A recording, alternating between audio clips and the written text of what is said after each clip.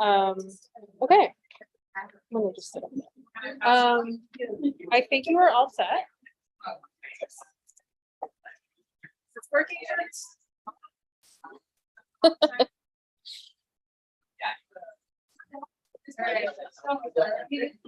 Going, are you good? Okay. All right. All right. Well, I've never done an artist talk like this before, but this is exciting. So basically, Zoe's going to be in the gallery, sort of like walking around, filming things, and I'm going to speak to it. So if you all see anything that you have like extra questions about, like feel free to like speak up and ask. Like this is a small group, we can be conversational. So basically the show Abracadabra Letterform Technology it came out of research that I've been doing during the pandemic about letterforms for a interactive book for the Letterform archive. And I thought all of this research was so interesting that we wanted to turn it into a public exhibition, which I've been working on very hard with Camilla Otero, who is not here today. So everyone pour one out for Camilla. Yeah. Thing here. Yeah. There, now people can see. Oh, sweet. Hi, internet. Yeah, so the idea behind the idea behind this show is to it's almost like we created a book but within a gallery space. So the idea of creating chapters within a small gallery space, supplemented with text, supplemented with illustrations and interactive examples of these different periods of typographic technology. So maybe we should start with parts. Zoe, could you go over by the yellow section? Camera person. Oh my gosh, this is so great. So if you think about letter form, think of a letter of the alphabet, like what is it? It's a sign, but it's also modular in some sense. And so this yellow section and the essay that accompanies it. So the essay is in the pull down box. So kind of like you go to an airport restroom, you pull out a paper towel. Here, you can pull out a pamphlet. Yes, thanks, Zoe. Sometimes you have to pull it a little bit violently. So this is all about the idea of a letter form being a series of parts. And so we have a couple modular alphabets here. And the first modular alphabet, which all is, yes, let's talk about Paterna Grotesque.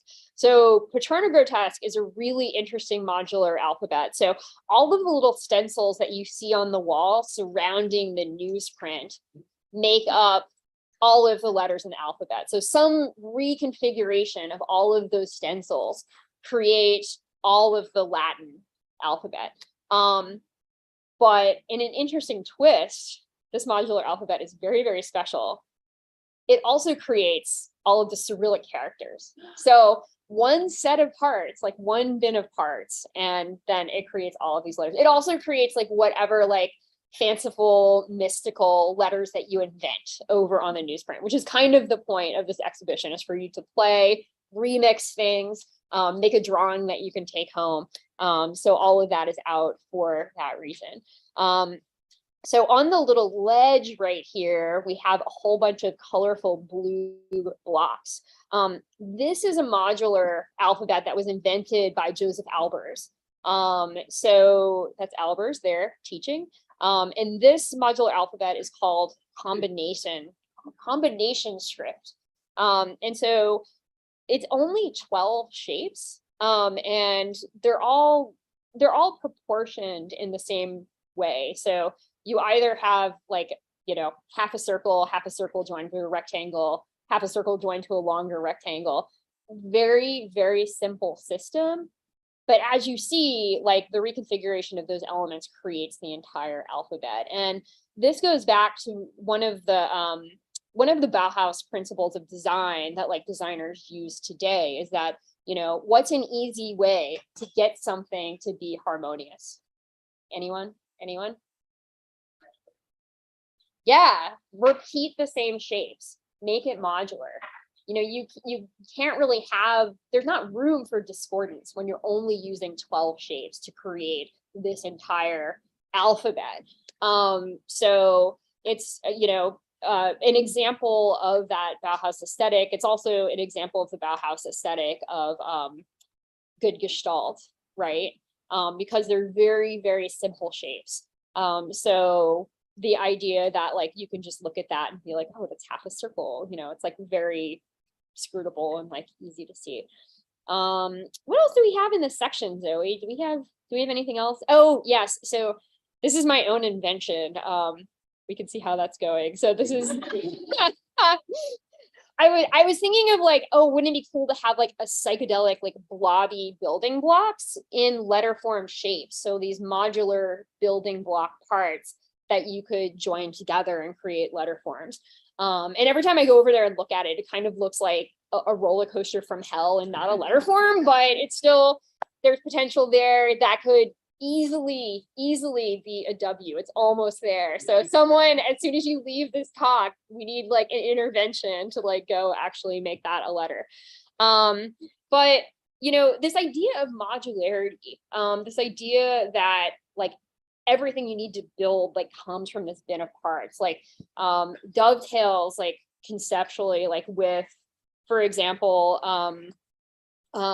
what the minimalist artists were doing. If you think back to like the 1966 primary structures exhibition at the Jewish Museum, if you think to the work of Solowit, if you think of Dan Flavin's work, Dan Flavin was literally using a modular part from normal building architecture, these fluorescent tubes, and remixing it to create his own aesthetic vocabulary. So, you know, you see like the shift in construction where like I-beams are being used to build skyscrapers, like around the same time, all of these artists are shifting and like using these modular parts and reconfiguring them.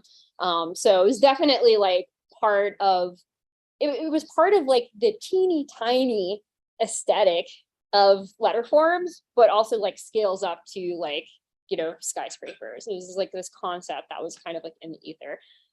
So yeah, a lot of the show is about connecting those dots, those aesthetic dots of those things that were happening. What else do we have in parts?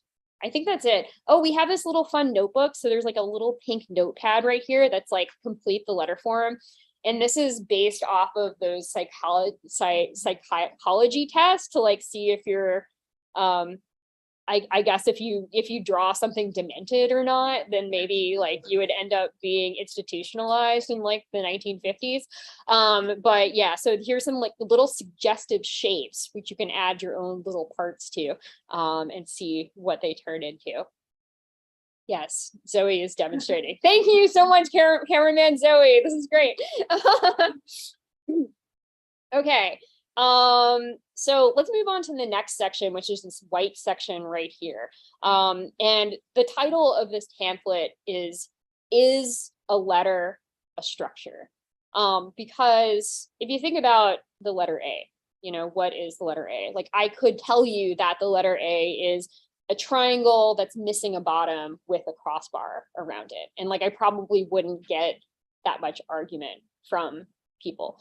But you know, it's kind of incredible how many letter A's there are. This was a question that was actually like very relevant, like when type was shifting from being like hot metal type and like wood type into the digital realm, because people had to figure out like how computers should think about type. And so went back to like asking all of these like fundamental questions of like, what is a letter? Like, what is a letter form? Is it a structure? And Donald Knuth, does anyone know Donald Knuth? Yes, okay, I see some nodding. So he wrote The Art of Computing. Is that the name of the book? It's like the Bible, the early Bible, like defining like what computers are for. I think it's called The Art of Computing, but someone fact check me on that because I do not have notes. It's in the essay though. But so Donald Knuth was there at this moment, and he was like, okay, well, the way that a computer should think about a letter shouldn't think about it like wood type thinks about it, shouldn't think about it as an image. It should think about it as a series of gestures, almost like how calligraphy thinks about it. So if you want to draw an X, the computer would say, put a point at the top left and draw a diagonal line to the bottom right. And then put a point at the top right and draw a line to the bottom left. And then from there, you have your letter X, and all other X's can come out of that structure. You want a bold X? Great. You can interpolate it all the way to bold. You want serifs? You can interpolate it to have very, very spiky serifs. So this idea that every letter starts with a central structure, but then interpolates in these different directions. And you can do that easily with code. You know, you're like, how bold do you want it? I want it 0.5, 6, whatever. You could do that. So he came up with this software called Metafont. And he was like, here you go, world. This is how type is going to work on computers now. And there was a cognitive scientist named Douglas Hofstadter. He wrote, oh God, what's the name of the book? Someone tell me. Goebbels, you know. Gödel Escher Bach. Yes, Gödel Escher Bach. Thanks, my brain is kind of shorting out today. But he immediately, like within a month of Donald Knuth, like writing Metafont, releasing Metafont, was like, wrote like sort of a, not a takedown, but like in conversation, like a friendly, I guess it was kind of like a takedown. And he's like, no, he's like, a letter is not a structure. A letter is not a structure. And he's like, you know, he actually worked with one of his graduate students named Gary McGraw, and they created this project called Letter Spirit. And what Letter Spirit does is that draws all of these different structures that the human mind can still identify as a letter A. And so, you know, an A can be, actually, Zoe, can you zoom in on the little A's right there? Yeah, okay. So this is Letter Spirit. So all of these things, as a human, you look at it and you're like, what letter is this? You will identify as a letter A, or someone will identify as a letter A. So he was essentially like, no, Donald Knuth, like your fundamental idea about like what a letter is that undergirds your Metafont software is flawed. Like that is not what a letter is. And sort of disproved it with this Letter Spirit project. And actually, you know, do you all, I mean, I feel like you don't have to do this anymore, but do you all remember like CAPTCHAs where you had to like look at type that was like handwritten or otherwise distorted? And you as a human can be like, oh, I know what those letters are, and you type it in, but the computer doesn't. And so that was like literally the way to tell that you were not a bot, because your mind is flexible enough to look at all of these different shapes and tell what letter it is, and a computer is not. And so this has been like the basis of kind of this major problem in artificial intelligence for a really, really, really long time, because the human mind, like a characteristic of a human mind versus a computer mind relies on like, you know, rules basically to tell it, you know, how to identify an A. A human mind has like an entire lifetime of seeing A's and can be flexible and can adapt, can see a completely different structure than any structure, you know, than any A has ever been, you know, introduced before, and can identify it as an A. So yeah, it's better now, like with artificial intelligence. You know, Doug Hofstadter was like sort of like an early like AI guy, and he always like asserted that like the point of like working in cognitive science and artificial intelligence was that he wanted to understand how the human mind worked better. And it turns out that like we're actually like getting there with AI now that we're just like throwing a whole bunch of examples in. So like the more examples the computer sees, like the more flexible it can be in like identifying things. I'm not an AI expert, but that's like my rough summation of it. Does anyone have any questions about this yet? I'm like fascinated by this. So this pegboard right here, which Zoe's lingering on, is basically like the letter spirit grid. It's like, here are some notes, here are some strings, like make a letter, make an A that's never been made, make an H that's never been made. So like that's an opportunity to play with that. Also in this section, a little bit higher is like a little small box. And this is all about interpolation. So, Knuth's idea was that like you start off with central structure and you can interpolate your way into any typeface. There's this really funny quote by Jonathan Heffler where he says, Metafont has given you exactly 0 of your favorite fonts. So he also believes that this theory was flawed, but nevertheless, interpolation is like a very important part of type design. Whenever you open, a font family, you can see that you have like an ultra light to ultra bold. So that spectrum in between is the interpolated space. And now we have variable type where you can like move between it rather than having like, drawers and drawers and drawers of physical type. So that little pamphlet is about that topic. I'm also including on the wall here some like very experimental typefaces. So like right under interpolation. Oh yeah, actually, go up a little bit. So this is Mineral. So that's an interesting typeface there. Right under an interpolation box is Pillow. How do you even spell it? Pillow. It's like a typeface that's inspired by volcanic lava. So, and it is barely legible and it is very popular, especially like with album art. So yeah, I definitely recommend that. Speaking of album art, like all of these different sections have playlists. And the playlists are like, I picked a representative typeface. So if you go to that little box right there, yeah, the tape box. So this is all about a typeface called Meander. But you pull that out a little bit, you can see that it's like one of these like barely legible typefaces. There it is. Yeah, can you see it? A, B, C. Can you recognize any letters there? Yeah, so this is a typeface called Meander, and it's been used on a total of 2 albums. So this is a very simple playlist. It's just Stereolab. We have Stereolab Dots and Loops, and then we have a single off of that same album. But it's a playlist nevertheless. But I picked that typeface because I feel like it's the one that really like toes the line of legibility and like really is in the same spirit of that Letter Spirit project where we're really playing around with the structure and exploring.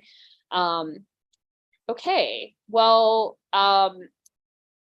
let's go to the next section. I'm kind of rambling here. So, oh yes, we have a big pop-up here. So this is kind of my attempt to show interpolation in a pop-up. So yeah, that's what that one, feel free to open and close that. Also, yes, that little H right there. So interpolation, we talked about it like working mathematically, like with code, but like how did people do this before computers? And there were a whole lot of different methods. And this one is called the Unger Method. This was pioneered by Gerhard Unger, a famous type designer whose typefaces you might have used. And what he did was he would draw the left side of a letter form on one sheet of paper and then take some tracing paper and draw the right side. And so when you move it, you can make it more bold just by moving it across and sort of like filling in the blanks. And so this is kind of like a pre-computer way to do this. So I put that on the wall right there. All right, I don't want anyone to fall asleep. So let's keep on going. Let's go into the dark. This is the goth. No. This is all about photo typesetting. So the section, let's Zoe, can you pan up to the pamphlet box for now? Yeah. So you know, I feel like thank you. This is great. So this section is kind of about like what happens when things glitch, what happens when things aren't pristine, like what happens when things don't, technology doesn't deliver exactly the way you want it. So, you know, for years and years, we had like wood type, we had metal type. And if anyone, probably a lot of people here who frequent the Center for Book Arts have probably seen what happens when you put too much ink on a layout of text. You know, all of the little tiny shapes start filling in with ink, right? And so that type was often given ink traps. So like these like open negative spaces like within the type that keeps the ink from like turning into like a mushy, ridiculous mess. When type transitioned to cold typesetting, so no longer hot molten metal, but instead film and light, there were different things that could go wrong. Like things could be fuzzy, for example. Things could be distorted. Think about all the ways, like if you've ever set up a projector in your home, all of the ways that image could be wrong, you know, all of that could happen with typesetting with light. And so it was actually that this transition happened in a mainstream way in the late 50s, early 60s, and kind of dovetailed with this sort of worldwide psychedelia movement with a lot of graphic designers, you know, playing around with this idea of projecting type, which most people think of as a two-dimensional experience, like on these like three-dimensional undulating surfaces. So if you think about like the posters from the Fillmore in San Francisco in the 1960s, you know, you oftentimes like have this like really bubbly, like barely legible, you know, type in these like bright colors that like optically vibrate. And a lot of these poster designers like Wes Wilson at the Fillmore were really, they weren't really going for legibility. What, does anyone have any idea what they were going for? Like, why make something hard to read? Why make something bubbly and like wavy? And yes, lava lamps were a big thing. It's funny how many like experiences in this time sort of like dovetail like with like photo distortion in type.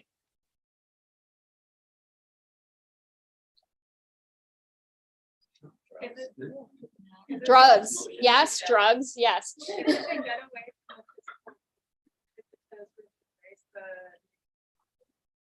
Yeah, these are all really good observations. I mean, and there's not like a right answer either. So I know I'm standing in the front and I've researched this, so it's kind of like, oh, Kelly, what's the right answer? But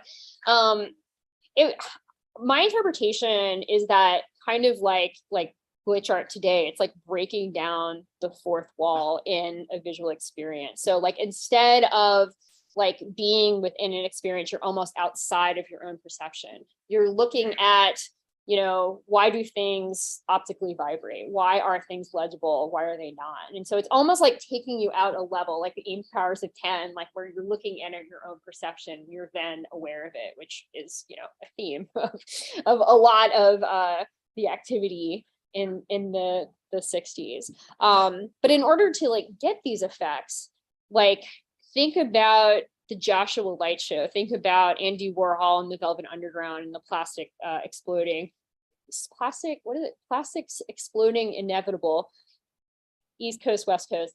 There were a lot of these light projection light shows within a theater, you know, that a band would be playing and then these two-dimensional graphics would be projected onto the three-dimensional band, essentially like flattening them and obscuring the space. So this was something that was happening as type was being set, but there was also this like, you know, aesthetic fascination with the distortion of those graphics, of those 2D graphics. Like, you know, what happens when you project a shape onto a wall? What happens when you project a shape onto a human face? Like you're all of a sudden aware of like the contours, and then you can see the concatenation between that graphic shape and the topology that you're projecting it onto. So everything over here is sort of set up for you to turn the light on your flashlight and project light through these letter forms and distort them in different ways and make, you know, the first geode shaped, you know, M. But if you look at all of these typefaces also that are on the column, Zoe, you can notice a lot of this blobbiness, a lot of this distortion, like a lot of the sense of like artifacting, yes, of you know, this yeah, totally. So a lot of these typefaces look like they're melting. A lot of them look like they are flared out on one side, almost like bell bottoms, that sort of distortion. And these are all straight from the photo lettering catalog of 1971. And I know I said that this was about the 60s, but typefaces take a long time to make. So, you know, it's kind of like, there's a little bit of a lag. The early 70s and, you know, the late 60s have a lot in common. That's a really good one. So another implication, well, I'll ask you all. So if you have to make a typeface out of lead versus you have to make a typeface out of celluloid, what would you expect would happen? More typefaces. Exactly. More typefaces. Like, it's really hard. It's expensive. It's hard to store. Lead, you know? So as soon as it was as simple, you know, designing a typeface was as simple as like putting it onto like a strip of photographic negative. And I have a picture of this somewhere over here. Go to the photos, Zoe, right here. Yeah, see that thing that looks like a record, but there's letters on it? Go up higher, higher, higher, higher. There we go, right there, that thing. So this is an example of one of the discs with photo typesetting. So this would be made out of like photographic negative, and then everywhere where you see white, like light could pass through there. And so the way these machines worked is that this disc would like spin around real fast and stop on a letter. So someone would type it in a keyboard, the disc would spin around, and then it would get like a quick shot of light, and then it would be on the photographic paper. But wait, I just lost my train of thought. But yeah, so like that's how the technology worked. Right below it, you could see something called photo magic, and you could see some of that like topological distortion going on right there. So this was like a set of acrylic filters that was sold by a type foundry for intentionally like messing up and distorting the typefaces. So, you know, if you go into Photoshop and you're like, who would use wave? Who would use fish? Who would use, I don't know, like all of those like weird like distortion filters like come straight out of this photo magic box from like the late 1960s. And that comes straight out of like this desire in the psychedelic era to like, you know, distort things to get people to think critically about their own perception in the world around them. So cool. Yeah. So get out your smartphone, turn on the flashlight, project some type, work some things. That's what that section of the show is for. Okay, let's go to another section of the show. What do we have left? Oh, we have screens. Okay, so this entire back wall, the one that's like covered in pixel wallpaper, this is the screen section. So the essay is all about like what happens when you try to translate type into a digital space. And one thing is that, you know, grids on top of grids like make kind of crazy distortion, which is something that type designers had to contend with as soon as they were playing within this pixel grid space. And so to demonstrate that in like the most fun way possible, I have like all of these like perforated black panels that you can turn on top of all of these pixels, and you can see just the kind of like crazy patterns that begin to emerge when two grids, overlapping grids, start interfering with each other. Does anyone know why this happens? Like, why do you start seeing shapes that aren't there? Like, where does this illusion come from?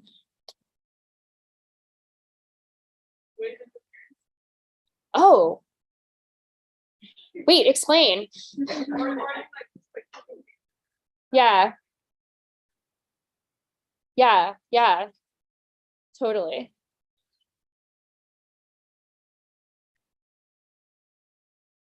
I don't know if this is like a good way. This is the best way I found to explain this. So like, if you're like driving down the road and there's a billboard and it's like obscured by trees, so you can't see all of the letters, it usually doesn't stop you from understanding what the word says, right? Like your brain can fill in the blanks. So our brains are these like amazing, like pattern recognizing, blanks filling in machines. Oftentimes, where illusions come from is often because of that. And this isn't any different than that. Like, so we have like a very, very, very regular grid, different than the tree, different than the billboard, because it's so regular. But because it's so regular, it's covering up that pattern and hiding and obscuring things in a very regimented way. And our brains like can't make sense of it. And so it's filling in the blanks. And it's like, oh, it must be a bigger pixel. It must be a bigger pixel. It must be a pixel that's moving in this direction. So it's basically our brains just like misfiring in that like pattern filling in thing.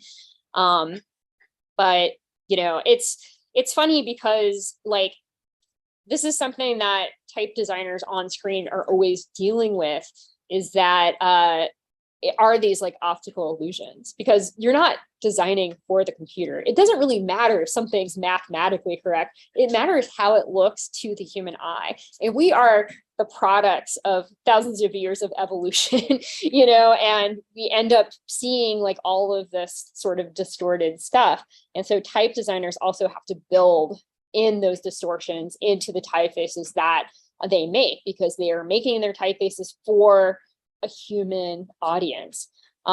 Yes, so that's the pamphlet that's about screens, and is about, most of this is just about how difficult it is to create a typeface that looks consistent on a screen versus off a screen versus tiny on a screen versus giant on a screen. It goes through the various technological processes that people have tried over time to keep, a similar recognizable vibe, given the limitations of the screen, given like the limitations of like human beings and all of the illusions we see. Yeah, so that's pretty cool. And there's also, so this is a big pixel grid, and one of those technologies is called anti-aliasing. So at the very beginning of digital type, you had a whole bunch of typefaces that look like Pac-Man. Yeah, that look like that look like 80s video games. This is an entire book of 80s video game typefaces. So feel free to look through that and play with it. It's super fun. Yes, we have a whole section on slanted. A lot of these letter forms, like each character or each glyph had to conform to an 8x8 pixel grid. So just imagine trying to differentiate every letter of the alphabet, every number, every like alphanumeric symbol you need with an 8x8 grid. It's like very, very hard. So that book is there for inspiration, and then you can try it yourself on the pixel grid, by turning those little polarized pixels to all the way on or all the way off. Anti-aliasing was introduced to give some feathering to so that each pixel didn't have to be all the way on or all the way off, that you could build more accurate letter forms that better captured the individual spirit of each typeface. So yeah, Zoe's now turning them to grayscale. So this isn't completely accurate for the screens we have today. So today we have something called like subpixel rendering. Does anyone know what that is? Nicole does. Nicole, what's subpixel rendering?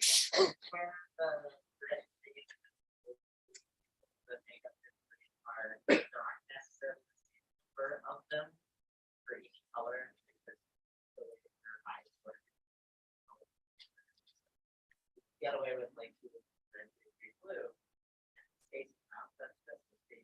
feels like Yeah.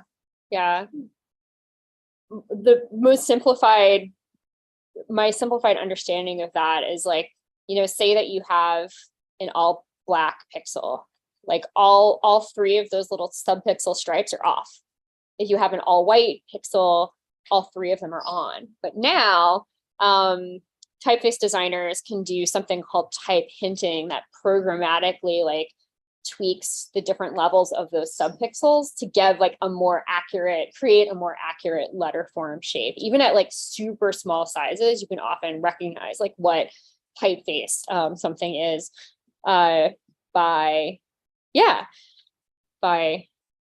because of that. What else do we have in this section, Zoe? Let's look at some more stuff.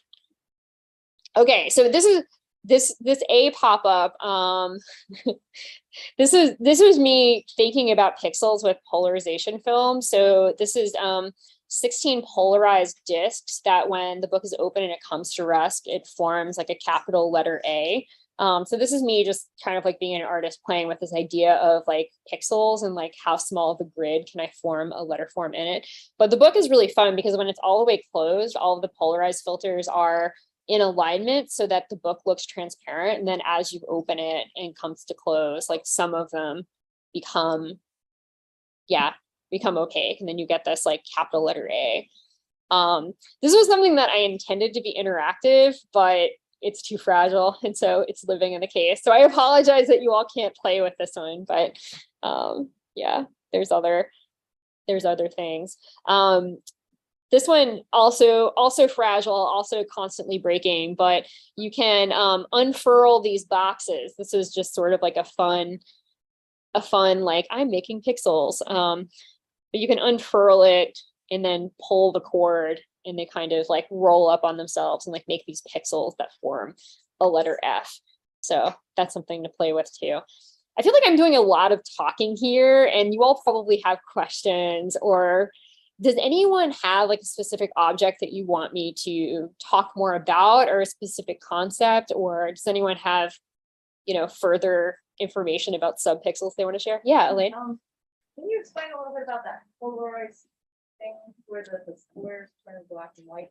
So it kind of looks like it's either all the way on clear or all the way on black or all the way off clear. How does that work? Yeah, so it's polarization filter. So it's hard to explain. It basically like it's what sunglasses are made out of. So it blocks the light. So your sunglasses like block the light this way, but if you turned your sunglasses like 90 degrees, like you wouldn't get the same protection. So it's basically a material that is able to block light in one direction, but not the other direction. Super technical friends. Am I explaining this well? Yeah, go ahead. It doesn't hit and reflects or refracts. So if you're at an angle where the light can go through and bounce, but if it's close, if it's on the other end, the wave can't go. And if you think of it as like a Venetian blind, so you're getting the angle to be a certain thing, and then now you have the wave coming in. So it's like a 90 degree, that's why they're squares. It's like a 90 degree relationship. And so if you have it this way, it's black, but if you turn it 90 degrees, it's going to be totally clear. But then in between that, you have all of those degrees of grayscale. So you can either choose to go full on 80s video game and keep everything at a 90 degree angle, either off, either on, or you can try your luck at like feathering things and like doing the anti-aliasing. I created this like big, beautiful anti-alias G the other day, and I was very proud of myself. Yes, thank you for helping me with that. More questions, comments? Why make an art show about typography? Yeah. I guess I'm just interested in terms of your processes. That's like a full French work, but it's maybe very where does it look like in terms of like where you started, where you decided to direction? Yeah, that's a good question. I mean, to be honest, like my process like isn't linear. It's kind of like in my research, I found concepts that were really interesting to me. And I was like, okay, well, this has to make it into the show. Like the connection between like is a letter form a structure to how computers think, to like modern AI, was like such an interesting thread to me that I was like, okay, that needs to be in the show, and I need to find like interactive objects that support that and bring people into that thinking. But then other times, like I kind of just wanted to play around with polarization filter, because I've been doing so much paper engineering work, and I've been thinking like, there's so many things where things rotate or things overlap. Like, wouldn't this be more fun and more dramatic with polarization filter? And so it's something that I've just been wanting to do in my own personal practice. And it seemed like that backlit aesthetic where we were talking about off, on, or grayscale, like dovetailed so well with that concept of like, how does typeface translate to screen, that I brought that in. But then other things like, Joseph Alber's combination script, it wants to be blocks, like I had Legos when I was a kid. I love the Legos. I've had like so many different types of like modular building blocks.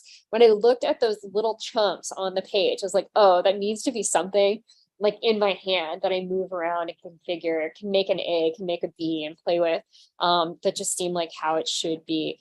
And so it is, I would say it's not, to call it a process would be dignifying sort of the chaos in a way that I don't want to, but I do have like a lot of arena channels, Dropbox channels, and I just throw things in there. And like the things that I find the most interesting and the things that move me, I have to assume that an audience is going to be interested in the same thing. So then I try to do my best to make an interactive experience that gets people curious and pulls them deeper into the essay, which is sort of like the long form explanation of what these things are. So I feel like that's how I work, and that's how a lot of people work, where it's kind of like increasing levels of granularity that you get into, that you're kind of like opting into like more and more detail about a thing. So you can come to the show and just play with the things, but they all do have like this historical background within typography, this debate within typography. So if you want to dig deeper, it's there. No, but no pressure, you can just draw things. Yeah.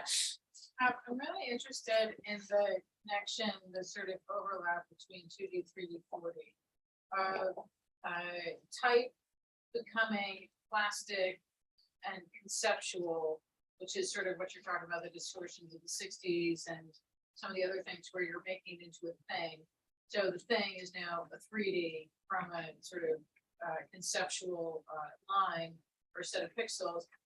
And then the paper engineering, which is sort of that same sort of 2D, 3D, but there's this motion thing. Like, can you talk about maybe some of the intersections of like why that's such a juicy space for you?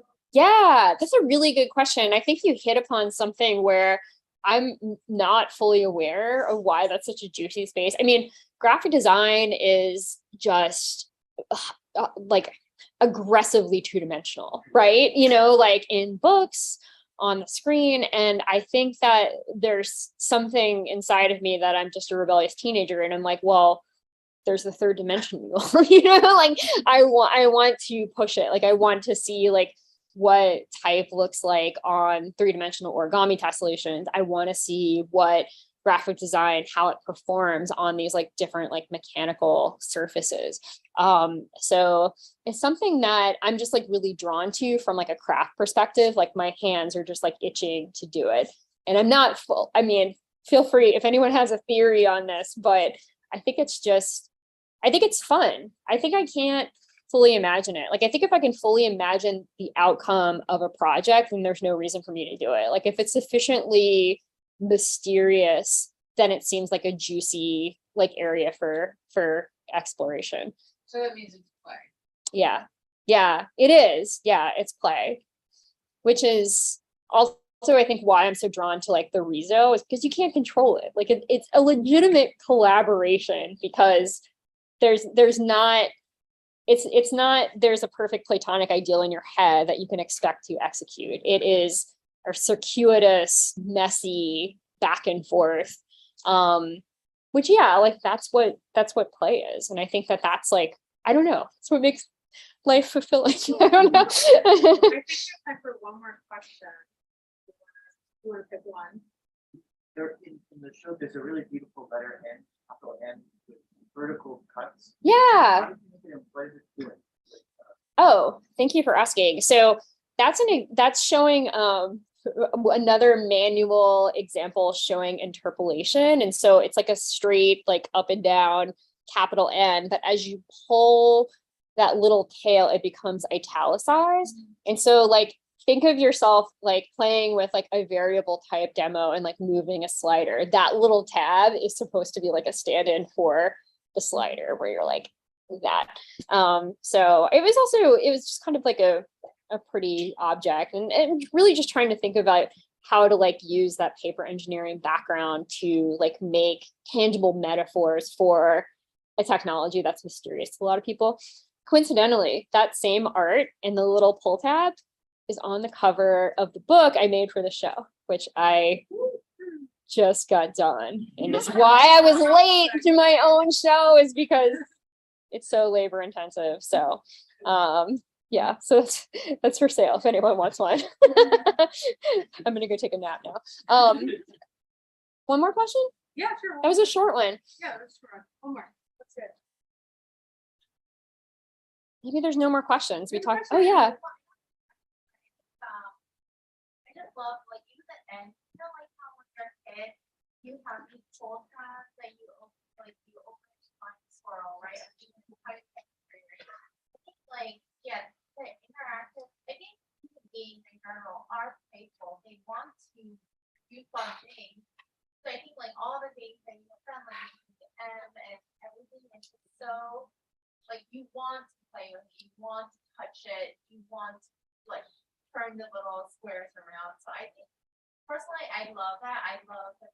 I knew from like super engineering aspect and love this like evolution where you have gone into this typographical. I also love typographical, and I think that transition it just makes a lot of sense. Aw, thanks. Yeah, I have to give a shout out to Yunga actually. So like years and years ago, we worked on this app called the Human Body together, where we drew, this is it's not a super long walk, it's a short walk, but we drew the human body in like all of the different systems. And like, I think the most notable thing from that project was that like if you look at the neurological system, like it doesn't like end with the brain. Like we are not like brains in a head. We have this whole nervous system that goes out to our skin. And so it's something I think a lot about in my work, is that like we are literally designed to think about the world, to interact with the world through touch, you know, through our skin. There's this great quote by Hermann von Helmholtz, who's a 19th century physicist, who said, you know, everything you know as a human, it was an event on the skin. So like if you read something, that's like photons hitting your retina. If you hear something, that's like wobbly air hitting your eardrum. You taste something, you know, that's a chemical reaction on your taste buds. So, you know, it's something we don't think about because our own perceptual system like really hides its methods from us, unless you're looking at a psychedelic poster, and then that fourth wall is broken down. But you know, it's something that is very profound. And I think it's yeah, I think it's difficult. It's been difficult. This pandemic's been hard, right? Because like, we've just been staring at screens. Like that's not how we're made to work. We're made to be in the real world. We're made to touch things. We're made to interact with things. And so I don't know. I try to honor that, like in the things that I make, like how humans actually are and how humans want things. So yeah, humanism. Woo. Great note to end on. Okay. Thank you so much for the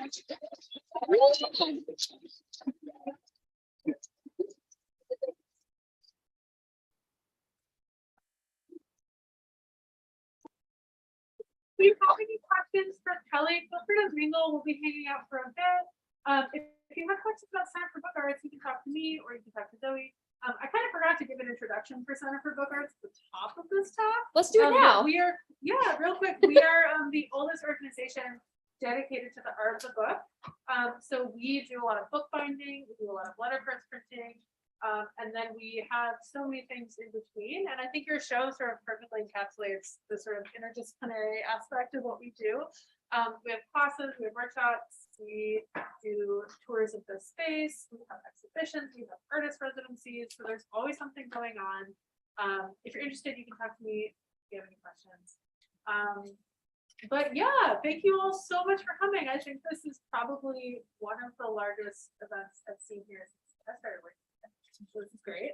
And yeah, anything else? No, thank you all Okay. for coming.